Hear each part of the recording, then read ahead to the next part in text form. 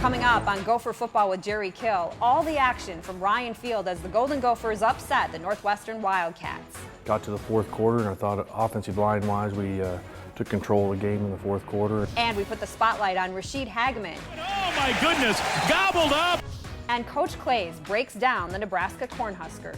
You know, that's what you have to look for against University of Nebraska. How many people are they going to put in the box? They're going to try to play it with 6. If they do, then we should have a great day of just the 5 to 6 yards play. It's your weekly look inside Golden Gopher football, and it starts right now.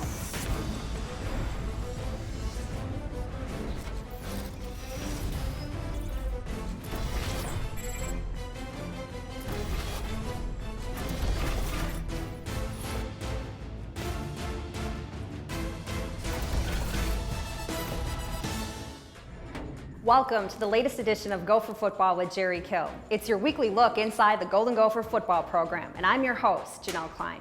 The Gophers are 5-2 after defeating the Northwestern Wildcats in impressive fashion. With Coach Kill looking on from the box, Philip Nelson orchestrated the aerial attack, David Cobb poured in over 100 yards on the ground, and Rashid Hageman swatted down passes at the line of scrimmage. To take us through the Big Ten win, Mike Matz joins defensive coordinator Tracy Claeys in the Hall of Fame room.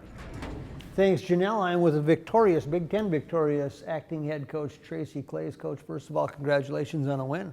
Thank you very much.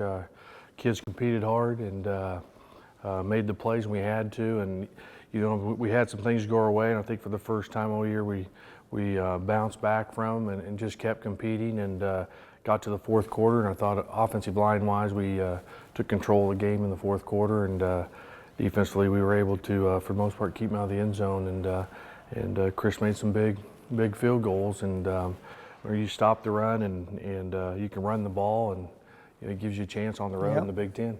Jerry Kill made a surprise you didn't even know. Right. And he decided to make the drive. Now tell me, what was your reaction when you found out he was there, and what was the kids' reaction when he came down and talked to them? Yeah, I didn't get a chance to see him when the kids talked to him. I didn't know. Dan had said something about an hour before that he was on his way, but nobody ever told me, hey, Coach Kills arrived at the game on the headset. Yeah. So I didn't even really know until halftime he was actually there, and he walked into the coaches while we were visiting there a little bit with some adjustments, and he had visited with the kids. So it was a great surprise for everybody just to see him and have him around. You know, it's a big deal for all of us, coaches and the kids, and so and then I think that just helped the kids too the second half to play a little bit harder and dig a little deeper, since he made the commitment to come all the way to the game, and like I said, we didn't want to disappoint him. You played 2 quarterbacks, you said you would before. Does it matter much who plays quarterback right now? Can you play 2 all the time? It doesn't look like there's a lot of separation. It's hard to tell who would be a distinct number 1. Right, you know, and they've all had their ups and downs in each of the games.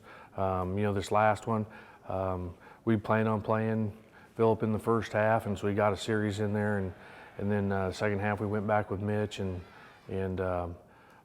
you know, told him at halftime, go, well, you know, we still need to get Philip in the game a little bit, and so when we put him in, it just seemed like we had a little bit better rhythm to the offense when we did that, and then towards the end of the fourth quarter, you know, when we had control of the game, is one of those things that we felt like as a staff that Philip, since he'd been through that situation, the experience, protecting the clock and running it down, and that's who we went with at the end of the game, and he was able to run the clock out and made a big play on the boot. Big play on the bootleg. Yeah. You know, it's only a 6-yard gain on statistically, but boy, when you see where the chains are and you know what that means. No question, and she's a great competitor, and you know, the first thing was, hey, don't go out of bounds, and because you know we want them to have to use their last timeout, so he ended up getting the first down for us, and the great thing was, I told the offensive line, I went up to them with about 5 minutes to go and said, hey, we're going to get the ball back, or Northwestern's going to get the ball back at some time, and then we're going to get it back one more time. And I said, so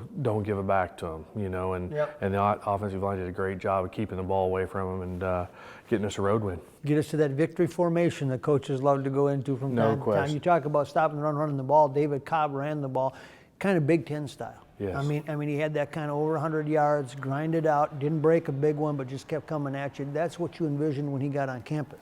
No question, you know, and that's what we like to do for all the running backs. He had one little time in there where he started bouncing around looking for a big play. We said, hey, you need to get back to sticking it up in there, and we'll take as many 5 to 8 yard gains as we can. Yep. And I think, you know, we had the ball 10 more minutes in the game than what they did.